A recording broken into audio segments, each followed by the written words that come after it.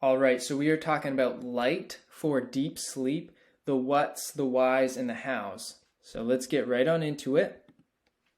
Light and melatonin. Melatonin is a hormone that produces sleepiness or makes us feel sleepy.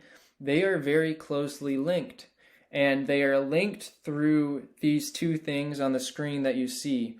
The names aren't super important, but if you want to bust them out at a dinner party to impress some people, they are the suprachiasmatic nucleus, which is something in our brain that's like right behind our eyes, and the pineal gland. So the suprachiasmatic nucleus is kind of like our internal clock, and light is what tells the internal clock what is up. And then the internal clock is like, hey, pineal gland, this is what's up. We need some melatonin. So light is kind of what we use for our internal clock regulation.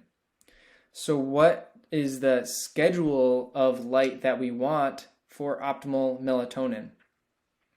So we want as much as possible in the morning. That's not really what we're talking about right now. We're talking about getting ready for bed, but we want as much as possible in the morning because of the exact opposite reason. It's going to decrease melatonin. It'll also bump up cortisol, which cortisol, stress hormone, bad, not always. I don't want to get into it, but cortisol is what's going to help wake you up a little bit, so increasing that in the morning is not a bad thing. And then as evening progresses, we need to, or we want to, decrease total light source. So I like to follow the 2-1-30 rule method. I don't know. It doesn't actually have a name, but this is just what I do. So 2 hours before bed, I start decreasing total light exposure. Whether that is just turning off 1 or 2 lights or switching from overhead lights to lamps, something like that. Then 1 hour before bed, I continue that process. I try to decrease lights more if I can. I will also throw some blue blockers on if I'm on my screens. I don't need to be on my screens 1 hour before bed, but sometimes I am. And if so, I put blue blockers on. And sometimes I put blue blockers on even earlier, if I think of it.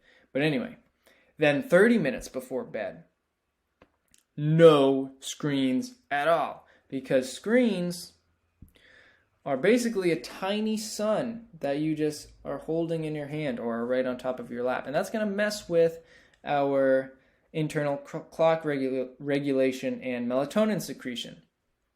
Plus, depending on what you're doing on the screen, if you're doing like social media stuff, it could mess with your nervous system in other ways, and that's not so good. And by the way, I am not saying be on screens 30 minutes before bedtime. If you can get off screens earlier, even better. If you can be off screens 2 hours before bed, wonderful. I'm happy with that. I just want to keep it realistic, right? So, next. Light sources. I mentioned this a little bit already, but so if we're on screens, then we can use blue blockers or we can start to dim the screens. Lights just decrease the total amount of lights in the room.